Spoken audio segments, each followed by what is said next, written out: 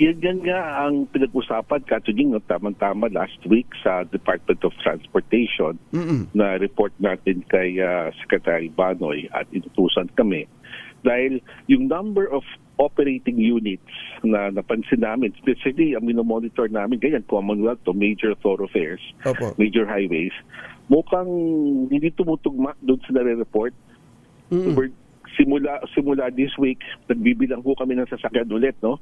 Para malaman namin saan ang kulang at anong klaseng mode of service ang kulang. Kasi napansin nga namin yan, parang humahaba ang waiting time. Ang bilang parati namin waiting time eh. At parang humaba ang waiting time last week. So na-report ko nga kay Secretary Banoy, hindi tumutugma. Parang hindi tumutugma yung numero. Kasi kung tama yung numero na nare-report sa amin, bakit ang haba ng waiting time? So yan ang aming binibigyan.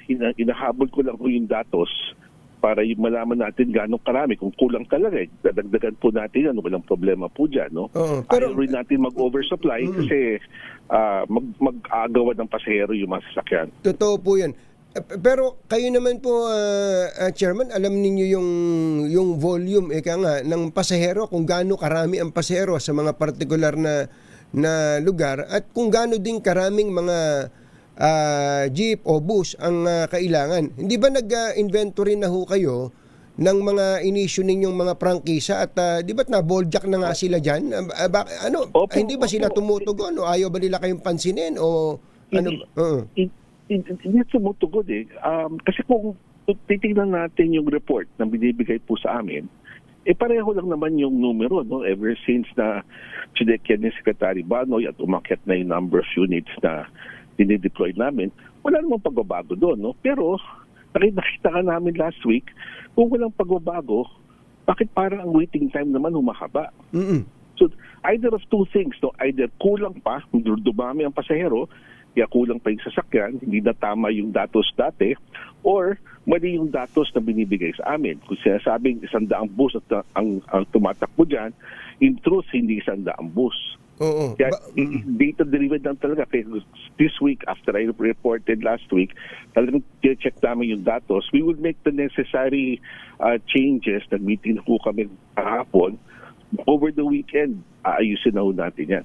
Baka po pwedeng magpa-random inspection kayo sa mga garahe nila kung talagang dinideploy yung mga sasakyan. At saka Chairman, ano ba ang mapapala nila kung halimbawa sa isang franchise area,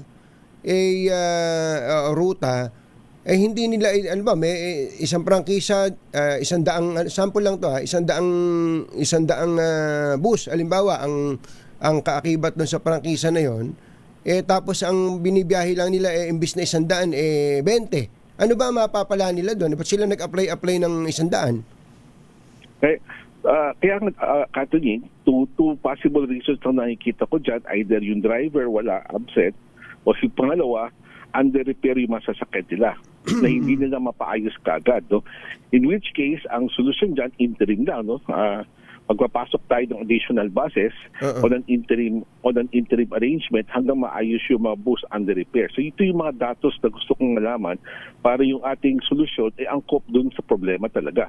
Hindi tayo basta-basta magkapasok, magdadagdag naman sa traffic later on. No?